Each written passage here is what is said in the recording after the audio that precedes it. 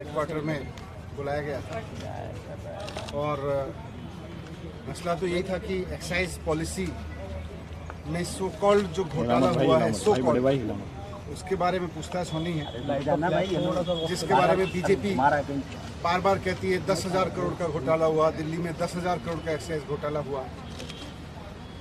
लेकिन आज मैंने सीबीआई में जाके देखा, मैंने देखा कि कोई घोटाला तो वहाँ है ही नहीं, घोटाले की तो कुछ मसला ही नहीं है वहाँ। सारा केस फर्जी है, मैं जानता हूँ सारा केस फर्जी है। और आज मैंने सीबीआई में 9 घंटे की पूछताछ के दौरान 9 घंटे जो मैं रहा वहाँ पे, वहाँ भी मैं समझ गया कि किस तरह से सारा केस फर्जी है और किस तरह से इन्होंने पूरी साजिश की गई है। आज मुझे समझ में आया कि इन्होंने सीबीआई में केस किसी घोटाले की जांच के लिए नहीं करा रखा।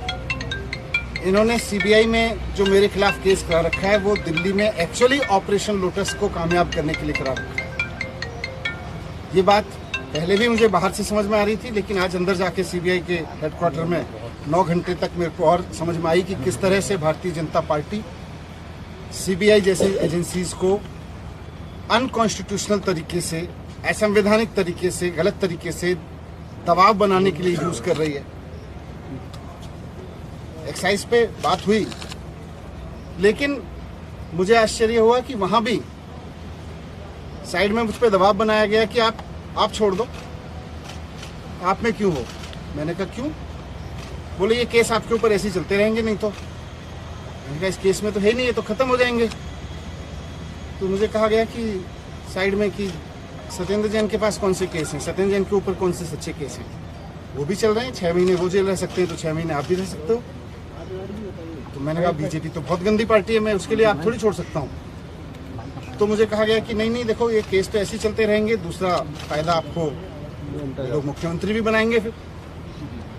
तो मैंने कहा ये मुख्यमंत्री बनने के लिए थोड़ी आया हूँ, मैं तो शिक्षा के लिए आया हूँ।